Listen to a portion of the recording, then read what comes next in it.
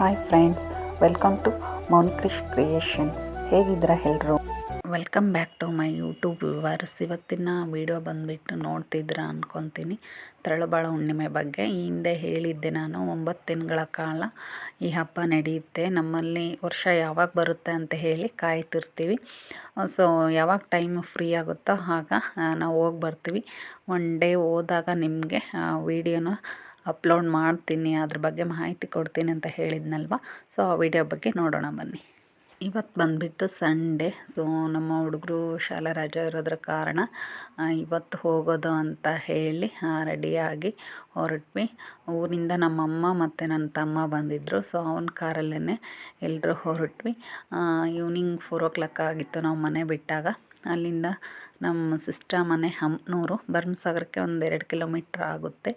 So ಅವಳ ಮನೇಲಿ ಇದ್ಬಿಟ್ಟು 1 ಗಂಟೆ ಟೈಮ್ ಸ್ಪೆಂಡ್ ಮಾಡಿ ಆಮೇಲೆ ಹೋಗೋದಂತ ಪ್ಲ್ಯಾನ್ ಮಾಡ್ಕೊಂಡು ಹೊರಟಿದ್ದು. ಎಂಟ್ರಿ ಆಗ್ತಿದ್ದಂಗೆ ನಮಗೆ ಮಲ್ಲಿಗೆ ಹೂವು ವೆಲ್ಕಮ್ ಮಾಡ್ತು. ಸೊ ಅಲ್ಲಿಂದ ಎಲ್ಲರೂ ಒಳಗೆ ಹೋದ್ವಿ. ನಾನು ಹಾಗೆ ಒಂದು ವೀಡಿಯೋ ಮಾಡ್ಕೊಳ್ಳೋಣ ಅಂತ ಮಾಡ್ಕೊತ ಹೋದೆ. ಇದು ಅವ್ರ ಮನೆ ಎಂಟ್ರೆನ್ಸು. ಮತ್ತು ನಾವಲ್ದಲೇ ಮತ್ತು ನಮ್ಮ ಆಂಟಿ ಮಕ್ಕಳು ಕೂಡ ಅಲ್ಲಿ ಜಾಯ್ನ್ ಆಗಿದ್ದರು ಅಣ್ಸಿಗೇರಿಯಿಂದ. ಅವರು 3 ಬಂದಿದ್ದರು, ನಮ್ಮ ತಮ್ಮಂದಿರು. ಸೊ ಊಟ ಗೀಟ ಎಲ್ಲ ಮುಗಿಸಿ ಹರಟೆ ಹೊಡ್ಲಿಕ್ಕೆ ಸ್ಟಾರ್ಟ್ ಮಾಡಿದ್ವಿ. ಅದು ಹೆಂಗೆ ಟೈಮ್ ಓಡ್ತಾ ಅಂತಲೇ ಗೊತ್ತಿಲ್ಲ. ಹಾಗೆ ಮೇಲೆ ಹೋಗ್ಬಿಟ್ಟು ಟೆರೆಸ್ ಮೇಲೆ ಫೋಟೋ ತಗೊಳ್ಳೋಣ ಅಂತೇಳಿ ತಗೊಂಡು ಸ್ವಲ್ಪ ಹೊತ್ತು ಹರಟೆ ಹೊಡೆದು ಅದು ಇದು ಮಾತಾಡ್ತಾ ಟೈಮ್ ಹೋಗಿದ್ದೆ ಗೊತ್ತಾಗಲಿಲ್ಲ. ಆವಾಗಲೇ 7 o'clock ಆಯಿತು. ನಮ್ಮ ತಂಗಿ ಮಾರ್ನಿಂಗಿಂದ ಕಾಯ್ತಾ ಇದ್ಲು, ಯಾವಾಗ ಬರ್ತೀರಾ ಅಕ್ಕ, ಯಾವಾಗ ಬರ್ತೀರಾ ಅಂತ ಒಂದು 3 ಟೈಮ್ ಕಾಲ್ ಮಾಡಿದ್ಲು. ಅವ್ರ ಮನೇಲಿ ಅವ್ರ ಅತ್ತೆ ಮಾವ ಮತ್ತು ಅವ್ರ ಮನೆಯವರು, ಅವ್ರ ಚಿಕ್ಕಿ ಮಕ್ಕಳು ಎಲ್ಲರೂ ಇದ್ದರು. ಸೊ ಮತ್ತು ನಾವು ಜಾಯಿನ್ ಆಗಿದ್ದರಿಂದ ತುಂಬ ಜನ ಅನ್ನಿಸ್ತು. ಸೊ ಅದು ಇದು ಮಾಡ್ತಾ ಊಟ ಮಾಡ್ತಾ ಟೈಮ್ ಹೋಗಿದ್ದೆ ಗೊತ್ತಾಗಲಿಲ್ಲ. ಅವಳ ಮನೆಯಲ್ಲಿ ಹೇಗೆ ಟೈಮ್ ಸ್ಪೆಂಡ್ ಮಾಡಿದ್ವಿ ಅಂತಲೇ ಗೊತ್ತಾಗಲಿಲ್ಲ. ಅವ್ರ ಮನೆಯವ್ರಿಗೆ ಅಷ್ಟೇ ತುಂಬ ಖುಷಿ ಅನ್ನಿಸ್ತು ನಾವು ಬಂದಿದ್ದು. ಸೊ ಆವಾಗಲೇ 7 ಗಂಟೆ ಆಯಿತು, ಫಂಕ್ಷನ್ ಸ್ಟಾರ್ಟ್ ಆಗಿದೆ, ಹೊರಡೋಣ ಅಂತ ಹೊರಟ್ವಿ. ಅಲ್ಲಿಂದ ನಮ್ಮ ಸಿಸ್ಟರ್ನ ಅಕ್ಕ ನಾನು ನಿಮ್ಮ ಜೊತೆಗೆ ಬರ್ತೀನಿ ಅಂತ ಹೇಳಿ ಅವಳು ಕೂಡ ಹೊರಟ್ಲು. ಅವ್ರು ಚಿಕ್ಕಿಯರು ಆವಾಗಲೇ ಹೊರಟಿದ್ರು. ಸೊ ಫೈನಲಿ ನಾವು ಕೂಡ ಹೊರಟ್ವಿ. ನಮ್ಮ ತಂಗಿ ಮತ್ತು ನಮ್ಮಮ್ಮ, ಇದು ನೀನು ರಂಗೋಲಿ ಹಾಕಿದ್ದ, ಎಷ್ಟು ಚೆನ್ನಾಗಿ ಹಾಕಿದೆಯಾ ಅಂತ ಅವಳನ್ನ ಕೇಳ್ತಾ ಅಲ್ಲಿಂದ ಹೊರಟ್ವಿ. ಒಂದು 2 ಕಿಲೋಮೀಟ್ರು ಆಗಲ್ವೇನೋ ಮೇ ಬಿ ಫಂಕ್ಷನ್ನು ಮಾಡಿರೋ ಜಾಗ. ಸೊ ಅದು ಇದು ಮಾತಾಡ್ತಾ ಒಂದು 10 minutes ಒಳಗಡೆ ನಾವು ಫಂಕ್ಷನ್ ಹತ್ರ ರೀಚ್ ಆಗ್ತಾಯಿದ್ದೀವಿ. ಇವತ್ತು ಸಂಡೇ ಆಗಿರೋದ್ರಿಂದ ತುಂಬ ರಶ್ ಇರುತ್ತೇನೋ ಅಂತ ಅನ್ಕೊತ ಹೋದ್ವಿ. ಇದು ತರಳುಬಾಳ ಹುಣ್ಣಿಮೆಗೆ ಎಂಟ್ರೆನ್ಸು. ಸೊ ಒಳಗಡೆ ಹೋಗ್ತಾ ಇದ್ದೀವಿ. ತುಂಬ ಅಂದರೆ ತುಂಬ ವೆಹಿಕಲ್ಸ್ ಇತ್ತು. ನೋಡಿಬಿಟ್ಟು ಅಮ್ಮ ಇದರಲ್ಲಿ ಹೋಗೋದು ಯಾವ ಥರ, ಬರಬೇಕಾದ್ರೆ ಯಾವ ಥರ ಬರೋದು, ಟ್ರಾಫಿಕಲ್ಲಿ ತುಂಬ ಇರುತ್ತೆ, ಎಷ್ಟು ಟೈಮ್ ಆಗುತ್ತೋ ಅನ್ಕೊಂತ ಹೊರಟ್ವಿ ನಾವು. ವೆಹಿಕಲ್ಸ್ ಮಧ್ಯೆ ನಾವು ಕಾರ್ ಪಾರ್ಕಿಂಗ್ ಮಾಡೋದೇ ಒಂದು 10 minutes ಏನೋ ಆಯಿತು. ಹೋಗ್ಬಿಟ್ಟು ಪ್ಲೇಸ್ ನೋಡಿಬಿಟ್ಟು ಕಾರ್ ಪಾರ್ಕಿಂಗ್ ಮಾಡಲಿಕ್ಕೆ ನಮ್ಮ ಸಿಸ್ಟರ್ ಚಿಕ್ಕೆರ ಆವಾಗಲೇ ರೀಚ್ ಆಗಿದ್ದರು. ಅವ್ರು ಕಾಲ್ ಮಾಡ್ತಾಯಿದ್ರು, ಎಲ್ಲಿದ್ದೀರಾ, ಬಂದ್ರಾ, ಎಷ್ಟೊತ್ತಾಗುತ್ತೆ ಏನು ಅಂತ ಹೇಳಿ. ಆವಾಗಲೇ ರೀಚ್ ಆಗಿದ್ವಿ. ಕಾರ್ ಪಾರ್ಕಿಂಗ್ ಮಾಡಿಬಿಟ್ಟು ಜಾಯ್ನ್ ಆಗ್ತೀವಿ ನಾವು ಅಂತ ಹೇಳಿ ಕಾರ್ ಪಾರ್ಕಿಂಗ್ ಮಾಡಲಿಕ್ಕೆ ಹೊರಟ್ವಿ. ನೋಡ್ತಿದ್ರಲ್ಲ ಕಾರು ವೆಹಿಕಲ್ಸ್ ಎಲ್ಲ ತುಂಬ ಅಂದರೆ ತುಂಬಾ ಇದ್ದಾವೆ. ಅದು ಎಷ್ಟು ಅಂತ ಹೇಳೋಕ್ಕಾಗಲ್ಲ, ಅಷ್ಟೊಂದು ಇದ್ವು. ಸೊ ಸ್ವಲ್ಪ ದೂರ ನಾವು ಕಾಲ್ನಡಿಗೆಯಲ್ಲಿ ನೆಡ್ಕೊತ ಹೋದ್ವಿ. ನೆಕ್ಸ್ಟು ಬೈಕು ನಿಲ್ಲಿಸಲಿಕ್ಕೆ ಅದಕ್ಕೆ ಬೇರೆ ಪ್ಲೇಸ್ ಮಾಡಿದರೆ ಅಲ್ಲಿ ಬೈಕ್ಗಳೆಲ್ಲ ನಿಲ್ಲಿಸ್ತಾಯಿದ್ರು. ಒಂದು ಸೈಡಿಂದ ಬಂದ್ವಿ ನಾವು. ಸೊ ಎಂಟ್ರೆನ್ಸಲ್ಲೇ ಕೃಷಿ ಬಗ್ಗೆ ತುಂಬ ಚೆನ್ನಾಗಿ ವಸ್ತು ಪ್ರದರ್ಶನ ಇಟ್ಟಿದ್ದರು. ಕೃಷಿಗೆ ಏನೇನು ಬೇಕೋ ಆ ವೆಹಿಕಲ್ಸ್ ಬಗ್ಗೆ ಎಲ್ಲ ತುಂಬ ಚೆನ್ನಾಗಿ ಎಕ್ಸ್ಪ್ಲೇನ್ ಮಾಡಿದರು. ಅಲ್ಲಿಂದ ಬೇರೆ ಕಡೆ ನೋಡೋಣ ಅಂತ ಹೊರಟ್ವಿ. ಮಧ್ಯದಲ್ಲೇ ಐಸ್ ಕ್ರೀಮ್ ಪಾರ್ಲರ್ ಕಾಣ್ತು ಅಂತ ಹೇಳಿ ನನ್ನ ಮಕ್ಕಳು ಐಸ್ ಕ್ರೀಮ್ ಬೇಕು ಅಂತ ಹೇಳಿ ಅವ್ರ ಮಾವ ಕಡೆಯಿಂದ ತೊಗೊತಾ ಇದ್ದರು. ಸೊ ನಮಗೆ ಬೇಡ, ಇವಾಗ ತಾನೇ ಬಂದಿದ್ವಿ, ನೆಕ್ಸ್ಟ್ ಹೋಗ್ತಾ ನೋಡಿದ್ರೆ ಆಯಿತು ಅಂತ ನಾವು ತೊಗೊಳ್ಳಿಲ್ಲ. ಮತ್ತು ಫ್ಲವರ್ ಪಾಟು ಚೆನ್ನಾಗಿದ್ದಾವೆ ಅಂತ ಹೇಳಿದರೆ ಎಂಟ್ರೆನ್ಸಲ್ಲೇ ಇರೋದ್ರಿಂದ ಒಂದು ವಿಸಿಟ್ ಕೊಟ್ಟು ಹೋಗೋಣ, ಬರಬೇಕಾದ್ರೆ ತೊಗೊಂಡು ಬರ್ಲಿಕ್ಕೆ ಬರುತ್ತೆ ಅಂತ ಹೇಳಿ ನೋಡ್ತಾ ಹೋದ್ವಿ. ತುಂಬ ಚೆನ್ನಾಗಿದ್ವು ದಾಸವಾಳ ಗಿಡ ಮತ್ತು ರೋಸ್ ಹೂವು, ಮಲ್ಲಿಗೆ, ಮತ್ತು ಸೇವಂತಿಗೆ ಹೂವು ಮತ್ತು ವೆರೈಟಿ ಫ್ಲವರ್ಸು ಅವೈಲೇಬಲ್ ಇದ್ವು ಇಲ್ಲಿ ಬಂದುಬಿಟ್ಟು. ಇದಲ್ಲದೆ ಶೋ ಗಿಡಗಳು, ಎಲ್ಲ ಥರದ ಗಿಡಗಳು ಮತ್ತು ಫ್ರೂಟ್ಸ್ ಗಿಡಗಳು ಎಲ್ಲ ಅವೈಲೇಬಲ್ ಇದ್ವು. ಅಲ್ಲಿಂದ ಕೃಷಿಗೆ ಸಂಬಂಧಪಟ್ಟಂತೆ ವೆಹಿಕಲ್ಸು ಮತ್ತು ಮಿಷಿನ್ಗಳು ಮತ್ತು ಫಲವತ್ತತೆ ಯಾವ ಬೀಜದಿಂದ ಬರುತ್ತೆ, ಯಾವ ಬೀಜ ಹಾಕಿದರೆ ಚೆನ್ನಾಗಿ ಅಂಥೇಳಿ ಎಲ್ಲ ಎಕ್ಸ್ಪ್ಲೇನ್ ಮಾಡ್ತಾ ಇದ್ದರು.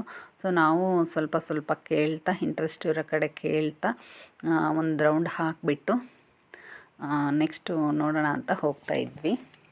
ಇಲ್ಲಿ ನೆಕ್ಸ್ಟು ಚಿಕ್ಕ ಟೈರ್ ಕಾಣಿಸ್ತಾ ಇತ್ತು. ನನ್ನ ಮಗ, ಅಮ್ಮ ನೋಡಮ್ಮ ಇದು ಎಡೆಕುಂಟಿ ಹೊಡಿಲಿಕ್ಕೆ ಕಂಡಿಡ್ದಾರಂತೆ, ತುಂಬ ಚೆನ್ನಾಗಿದ್ದಾವೆ, ಎತ್ತುಗಳ ಅವಶ್ಯಕತೆ ಇರಲ್ಲ ನೆಕ್ಸ್ಟು ಅಂತ ಹೇಳ್ತಾ ಮುಂದೆ ಹೊರಟ್ವಿ ನಾವು. ತುಂಬ ಅಂದರೆ ತುಂಬ ಜನ ಬಂದಿದ್ದರು. ಸೊ ಫಂಕ್ಷನ್ ಕೇಳ್ತಾ ಇದ್ದರು ಮತ್ತು ವಸ್ತು ಪ್ರದರ್ಶನ ಇರೋದ್ರಿಂದ ಎಲ್ಲ ಕಡೆನೂ ಸರ್ಚ್ ಮಾಡ್ತಾ ಅಡ್ಡಾಡ್ತಾ ಇದ್ದರು. ಮತ್ತು ಸ್ವೀಟ್ ಬಾಕ್ಸ್ ಕೂಡ ಅಲ್ಲಿ ಅವೈಲೇಬಲ್ ಇದ್ವು, 1 by 1 ಫ್ರೀ ಅಂತ ಹೇಳ್ತಾ ಇದ್ದರು. ನಾವು ಆಲ್ಮೋಸ್ಟ್ ಏನೂ ತೊಗೊಳ್ಳೋ ಇದ್ದಿಲ್ಲ, ಫ್ಲವರ್ ಪಾಟ್ಗಳೊಂದು ಬೇಕಾಗಿತ್ತು. ಸೊ ನೆಕ್ಸ್ಟು ಹೋಗುವಾಗ ನೋಡೋಣ ಅಂತ ಹೇಳಿ ಹಾಗೆ ಬಂದ್ವಿ. ಅಲ್ಲಿಂದ ಫಂಕ್ಷನಿಗೆ ಹೋಗಲಿಕ್ಕೆ ಎಂಟ್ರೆನ್ಸು ಇದು ಕಾಣಿಸ್ತಾ ಇತ್ತು, ಆರ್ಚು. ಸೊ ಲೈಟಿಂಗ್ಸಿಂದ ತುಂಬ ಚೆನ್ನಾಗಿ ಡೆಕೋರೇಟ್ ಮಾಡಿದರು. ಅಲ್ಲಿ ಫೋಟೋಸ್ ತೆಗೆಸ್ಕೊಳ್ತಾ ಇದ್ದರು. ನಾವೇನು ಫೋಟೋ ಎಲ್ಲ ತಗೊಳ್ಳಿಲ್ಲ, ಡೈರೆಕ್ಟ್ ಹಂಗೆ ಫಂಕ್ಷನ್ ಹತ್ರ ಹೋಗೋಣ ಅಂತ ಹೇಳಿ ಆ ದಾರಿ ಮೂಲಕ ಮೇನ್ ಸ್ಟೇಜ್ ಹತ್ರನ ಹೋಗ್ತಾ ಇದ್ದೀವಿ. ಎಲ್ಲಿ ನೋಡಿದ್ರು ಫುಲ್ಲು ಜನ, ಸ್ಕ್ರೀನ್ಗಳ ಹತ್ರನೂ ಅಷ್ಟೇ ತುಂಬ ಅಂದರೆ ತುಂಬ ಜನ ಕೂತಿದ್ದಾರೆ.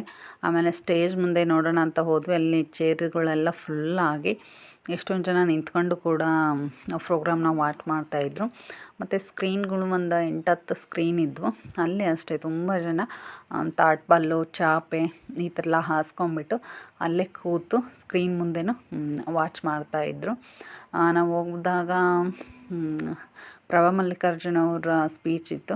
ತುಂಬ ಚೆನ್ನಾಗಿ ಅವರು ಎಕ್ಸ್ಪ್ಲೈನ್ ಮಾಡಿದರು, ಅವರ ರಾಜಕೀಯದ ಬಗ್ಗೆ ಆಗಲಿ ಮತ್ತು ದಾವಣಗೆರೆಯಲ್ಲಿ ನಡ್ತಕ್ಕಂಥ ಕಾರ್ಯಕ್ರಮಗಳ ಬಗ್ಗೆ ಆಗಲಿ, ಹಾಸ್ಪಿಟ್ಲ್ಗಳ ಬಗ್ಗೆ ಆಗಲಿ ತುಂಬ ಚೆನ್ನಾಗಿ ಹೇಳಿದರು.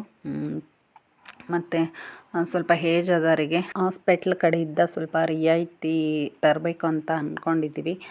ಒಳ್ಳೊಳ್ಳೆ ಸ್ಕೀಮ್ಗಳನ್ನು ಹಾಕ್ಕೊಂಡಿದ್ವಿ. ಮುಂಬರುವ ದಿನಗಳಲ್ಲಿ ಅದನ್ನ ಜಾರಿ ಮಾಡ್ತೀವಿ ಕೂಡ ಅಂತ ಹೇಳಿದರು. ತುಂಬ ಚೆನ್ನಾಗಿತ್ತು ಅವ್ರ ಭಾಷಣ. ಸೊ ಅವ್ರ ಸ್ಪೀಚ್ ಎಲ್ಲ ಕೇಳ್ತಾ ಎಲ್ಲ ಆ ಕಡೆ ಈ ಕಡೆ ಅಡ್ಡಾಡಿ ನೋಡಿಬಿಟ್ಟು ಒಂದು ಸ್ವಲ್ಪ ಹೊತ್ತು ಕೂತ್ಕೊಳ್ಳೋಣ ಅಂತ ಹೇಳಿ ಕೂತ್ಕೊಂಡು ಭಾಷಣನ ಕೇಳ್ತಾ ಇದ್ವಿ. ನೆಕ್ಸ್ಟು 1-2 ಭಾಷಣ ಆದಮೇಲೆ ಮಧ್ಯ ಸಾಂಸ್ಕೃತಿಕ ಕಾರ್ಯಕ್ರಮ ಇರುತ್ತೆ. ತುಂಬ ಚೆನ್ನಾಗಿ ಪರ್ಫಾರ್ಮೆನ್ಸ್ ಮಾಡ್ತಾರೆ ಮಕ್ಕಳು. ಬೇರೆ ಶಾಲೆಗಳಿಂದ ಬರ್ತಾರೆ. ಸೊ ಪ್ರಾಕ್ಟೀಸ್ ಎಲ್ಲ ಯಾರ್ದು ಚೆನ್ನಾಗಿ ಬಂದಿರುತ್ತೋ, ಹೈ ಇರುತ್ತೋ ಅವರಿಗಷ್ಟೇ ಅವಕಾಶ ಇರುತ್ತೆ. ಎಲ್ಲ ಸ್ಕೂಲ್ ಮಕ್ಕಳಿಗೂ ಅವಕಾಶ ಇರಲ್ಲ. ಭರತನಾಟ್ಯ ಮಾಡ್ತಾಯಿದ್ರು ನಾವು ಹೋದಾಗೆ. ಸೊ ತುಂಬ ಚೆನ್ನಾಗಿ ಕೂಡ ಮಾಡಿದರು. ಅದೆಲ್ಲ ನನ್ನ ಮಗಳು ಹೋಗೋ ಸ್ಕೂಲ್ ಕಡೆ ಇದ್ದನು ಡ್ಯಾನ್ಸ್ ಪರ್ಫಾರ್ಮೆನ್ಸ್ ಇತ್ತು. ಇವಳಿಗೆ ಸ್ವಲ್ಪ ಕಾಲು ಪೇಯ್ನು ಅಂತ ನಾವು ಸೇರಿರಲಿಲ್ಲ. ಸೊ ಅವ್ರ ಸ್ಕೂಲ್ ಕಡೆಯಿಂದ ನಮ್ಮೂರಿಗೆ 1 ಡೇ ಫ್ರೀ ಇತ್ತು, ಬಸ್ಸು ಹೋಗಿ ಬರ್ಬೋದಿತ್ತು. ಸೊ ನಮ್ಮದು ವರ್ಕ್ ಪ್ರೆಷರ್ ಇರೋದ್ರಿಂದ ನಾವು ಹೋಗೋಕ್ಕಾಗಲಿಲ್ಲ. ನಮ್ಮ ಬ್ರದರ್ ಹೇಳಿರೋದ್ರಿಂದ ಸೊ ಅವನಿಗೆ ಡಿಸಪಾಯಿಂಟ್ ಮಾಡೋದು ಬೇಡ ಅಂತ ಹೇಳಿ ಮತ್ತು ಮಕ್ಕಳಿಗೂ ಇಷ್ಟ ಅಂತ ಒಂದಿನ ಸಂಡೇ ಫ್ರೀ ಮಾಡ್ಕೊಂಡ್ಬಿಟ್ಟು ಬಂದಿದ್ದು ನಾವು. ಊರಲ್ಲೆಲ್ಲ ತುಂಬ ಜನ ಹೋಗಿದ್ರು, ಒಂದು 20-25 ಜನ ಹೋಗ್ಬಿಟ್ಟು ವಾಚ್ ಮಾಡ್ಕೊಂಡು ಬಂದರು. ಮತ್ತು ಡ್ಯಾನ್ಸ್ ಪರ್ಫಾರ್ಮೆನ್ಸ್ ಎಲ್ಲ ಮುಗಿದ್ಮೇಲೆ ಮತ್ತೆ ಒಬ್ರದ್ದು ಸ್ಪೀಚ್ ಸ್ಟಾರ್ಟ್ ಆಯಿತು. ಅಷ್ಟರಲ್ಲಿ ನನ್ನ ಮಕ್ಕಳಿಗೆ ಕೂತು ಸಾಕಾಗಿತ್ತು.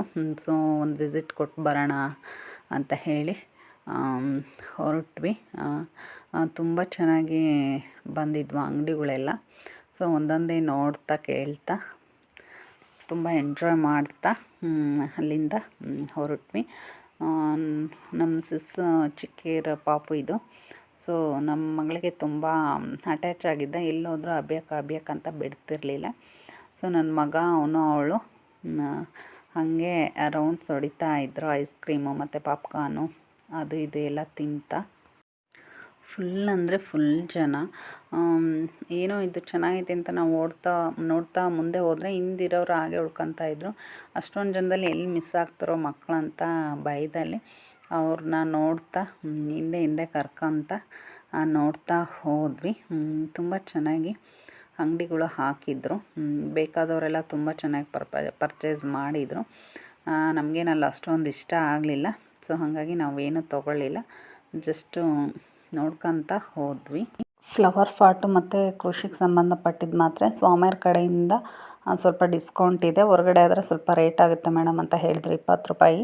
ಸೊ ಹಾಗಾಗಿ ನಾವು ಇಲ್ಲೇ ತೊಗೊಳ್ಬೇಕು ಅಂತ ಹೇಳಿ ಡಿಸೈಡ್ ಮಾಡಿ ಲಾಸ್ಟಲ್ಲಿ ತೊಗೊಂಡೋಗೋದು ಅಂದ್ಕೊಂಡ್ವಿ.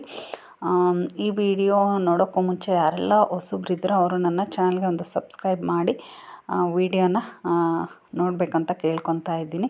ಮತ್ತು ಇಷ್ಟ ಆದಲ್ಲಿ ಲೈಕ್ ಕಮೆಂಟ್ ಕೂಡ ಮಾಡಿ. ತುಂಬ ಚೆನ್ನಾಗಿದ್ವು.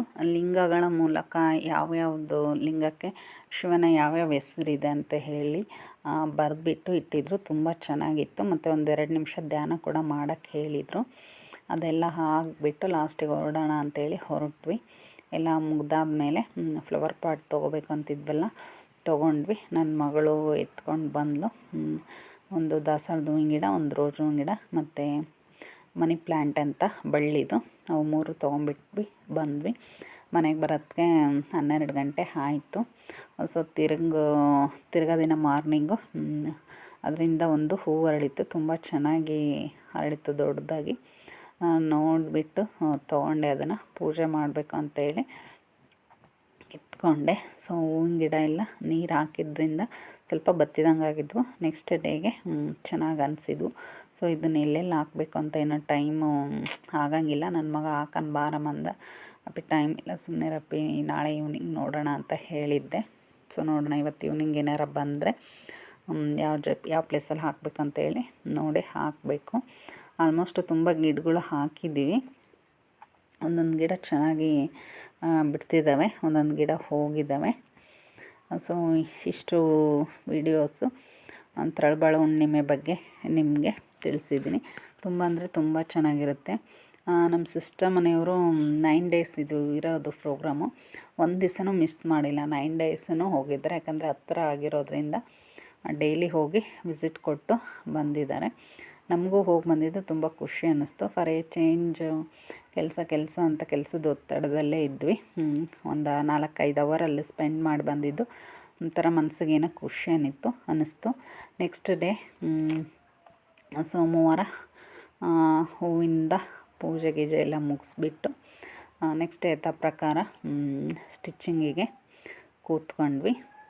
ಸೊ ಈ ವಿಡಿಯೋ ಯಾರಿಗೆಲ್ಲ ಇಷ್ಟ ಆಯಿತು, ಹೊಸದಾಗಿ ನೋಡ್ತಿರೋರು ನನ್ನ ಚಾನಲ್ಗೆ ಸಬ್ಸ್ಕ್ರೈಬ್ ಮಾಡಿ. ಯಾಕೆ ಪದೇ ಪದೇ ಸಬ್ಸ್ಕ್ರೈಬ್ ಆಗಿ ಅಂತ ಹೇಳ್ತಿದ್ದಾನೆಂದರೆ, ಸಬ್ಸ್ಕ್ರೈಬ್ ಆಗದೆ ವಾಚ್ ಮಾಡ್ತಿರೋರು ತುಂಬ ಜನ ಇದ್ದೀರಾ. ಅನ್ಸಬ್ಸ್ಕ್ರೈಬ್ ವ್ಯೂಸೇ ಜಾಸ್ತಿ ಬರ್ತಿದೆ. ಸೊ ಹಾಗಾಗಿ ಯಾರೆಲ್ಲ ಹೊಸಬ್ರು ನನ್ನ ವೀಡಿಯೋ ನೋಡ್ತಾ ಇದ್ದೀರಾ, ಒಂದು ಸಬ್ಸ್ಕ್ರೈಬ್ ಆಗಿಬಿಟ್ಟು ನನ್ನ ವೀಡಿಯೋನ ನೋಡಿ ಅಂತ ಕೇಳ್ಕೊತಾ ಇದ್ದೀನಿ. ಹೀಗೆ ನನಗೆ ಸಪೋರ್ಟ್ ಮಾಡ್ತಾಯಿರಿ. ಓಕೆ, ಇವಾಗ ಸಬ್ಸ್ಕ್ರೈಬ್ ಮಾಡಿದ್ರಲ್ವ, ವಿಡಿಯೋ ಇಷ್ಟ ಆದರೆ ಒಂದು ಲೈಕ್ ಕೂಡ ಮಾಡಿ. ಮತ್ತು ಈ ವಿಡಿಯೋ ಬಗ್ಗೆ ನಿಮಗೆ ಏನಾರು ಹೇಳಿಸ್ಬೇಕು ಅನಿಸಿದ್ದಲ್ಲಿ ಕಮೆಂಟ್ ಮೂಲಕ ನನಗೆ ಶೇರ್ ಮಾಡ್ಕೊಳ್ಳಿ ಅಂತ ಕೇಳ್ಕೊತಾ ಇದ್ದೀನಿ. ನಾನು ನಿಮಗೆ ನೆಕ್ಸ್ಟ್ ವೀಡಿಯೋದಲ್ಲಿ ಸಿಗ್ತೀನಿ. Okay, thank you, bye, take care.